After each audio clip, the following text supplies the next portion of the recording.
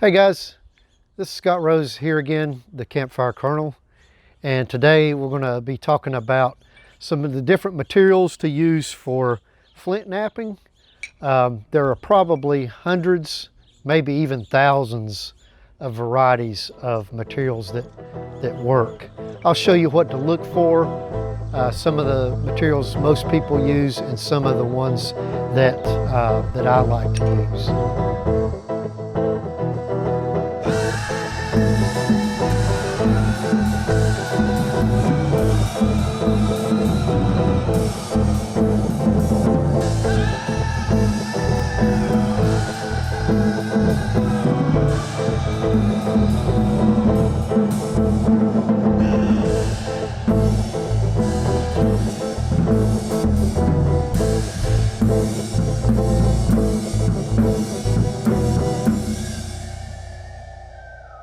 Okay, some of the properties just overall that you want to look for in flint knapping rock is that it's usually a crystalline structure. It has a very smooth texture that when you strike a flake off of this, the fractures will travel across the piece. It's not a grainy, but a smooth, almost shiny texture to it. And I'll talk about some of the different pieces as we go. We're going to go kind of alphabetically, some of the materials that I have. And the first one as you get to is the agates. There's many different types of agates. I have a few here.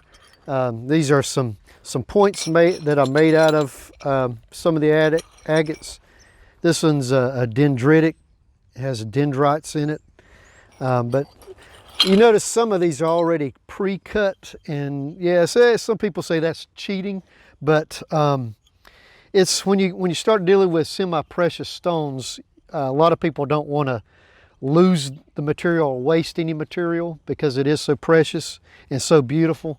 So to save material, sometimes we'll have people saw it into a shape, and then we'll go along and just pressure flake it. I've got a couple of points made here from some. This is some green, there's some moss agate, and they just make beautiful, almost jewelry quality stuff. One of my favorite agates is Rainy Buttes agate, and it's a petrified wood actually that's been silicafied, and it makes some beautiful stuff.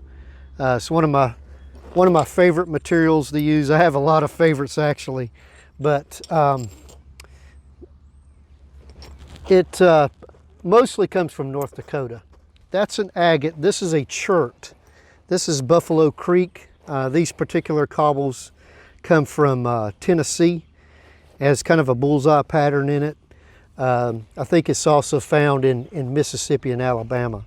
Okay, the next one we have here is Burlington. This material comes from mostly Illinois, Iowa, Missouri, and Ohio. It's found like this in a cobble, you know, and this is what it looks like when you knock a flake off. But a lot of these materials are made better by heat treating, and that in the wilderness it would be you dig down under under some sand under your campfire, and or you can do it in a kiln if you had one. But heating it for several hours, roasting it, improves the crystalline structure, makes the flakes travel a little better, and it turns it different colors too. This has mostly been heat treated Burlington. It's beautiful purple, pink, peach colors. Okay, so these are some points, some spear points, some an axe blade, knife, some really good stuff to practice on. It's fairly plentiful and it's beautiful. The next one is dacite. I don't have a lot of this. It's a finely grained volcanic igneous type rock, but it's usually black. It comes from northwest Montana. One of the most highly sought after and hard to get flints is Ohio Flint Ridge flint, and it's just absolutely gorgeous material. I only have a couple of chips right now, but made a couple of little small arrow points and atlatl points out of it. But it's just beautiful, gorgeous stuff. Another fun material to work is Georgetown Flint. It's from Edwards Plateau in Texas. It comes in these white chalky cobbles, and when you crack it open, it has a gray texture to it, and it's really nice to work. You can see the flakes travel on these very well. I made a couple of knives out of Georgetown. A little hand knife or scraper. Some more points out of Georgetown. It's really beautiful, and to me, it's easy to work. You can also flint knap man-made glass. I've got some nice thick chunks here, some clear, some brown, old Clorox bottles, if you can ever find any of those. Looking for it to be a little thick so you have something to work with. Wine bottles work pretty well. I found some red somewhere. These are some little small points that I made. Yeah, doing some fun stuff, a little heart valentines. So glass works. They actually found a man that was doing primitive flint knapping. His name was Ishi, and some of his points were made out of man-made glass bottles and things that he found. So it is very good stuff to use. Has the same properties as a lot of these stones. You can see the fractures. All right, this is Horse Creek from northern Alabama and Tennessee. Some more beautiful stuff. Got some jaspers. There's all kinds of jaspers. I only have a few here, but there's many out there. This is a mottled jasper from Colorado. I've got some red jasper that's very beautiful, but they come in all different colors and types. I have a few pieces of K County from Oklahoma. Has some stripes in it. Also some Keokuk from Oklahoma. Has some nice spots and stripes in it. Makes beautiful stone tools. Another favorite is Knife River Flint. It's a brown chalcedony from North Dakota. Some of this comes in cobbles that have a patina on the outside and is almost like a tea or root beer color on the inside. Makes really beautiful points, blades. We've got Indiana hornstone from southern Indiana. It's a chert, has a bullseye pattern in it. Mookite from Australia has it's a petrified mud actually, but it has really beautiful patterns in it. Here's some points I made from mookite. Mozarkite from Missouri. I love the striping in this rock. Novaculite from Arkansas. This is actually used to make wet stones, sharpening stones. But it flakes really well. This has almost a snowflake pattern in it. A lot of people look for the black with the white in it. So, and it comes in all different colors, purples and pastel colors. And here's some points made from Novaculite. All right, next we get to the obsidians. And obsidian is a volcanic glass that comes from many different places, mostly Mexico, California, and Oregon. It's where most people get it. But I've got a couple varieties here. Comes in many different colors. I have some gold sheen and some silver sheen. and some points made out of each. Got a very rare spiderweb obsidian. Another one I like is the lizard skin obsidian, and it has a little bit of purple in it. Got mahogany obsidian and tiger stripe. Looks like a wood almost.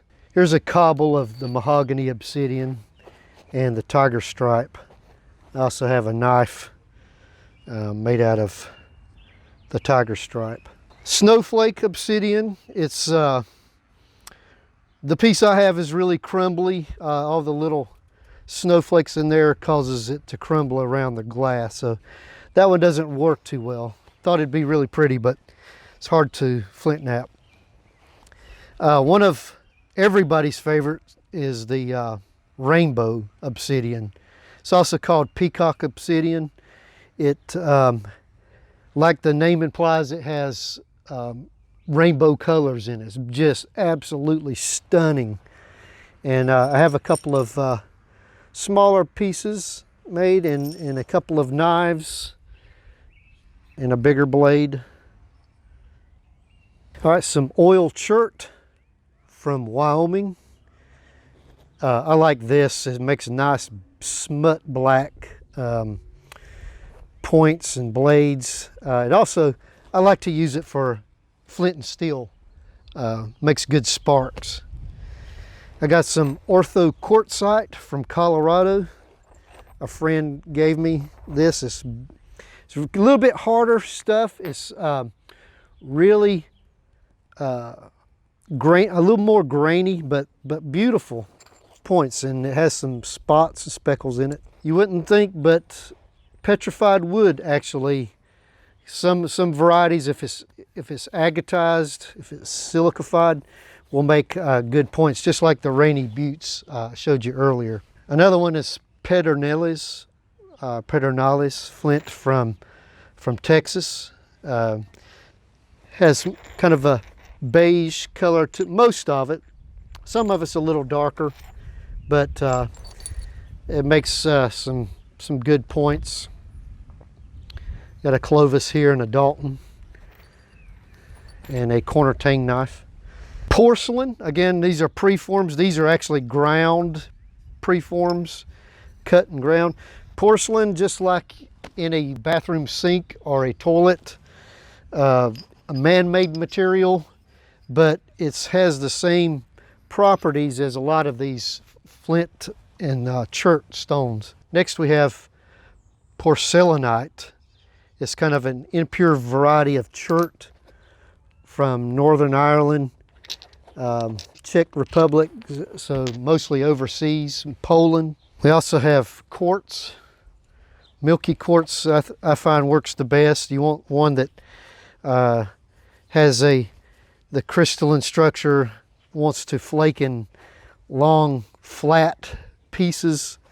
You find the cobbles on the beach, you know, some of them are grainy.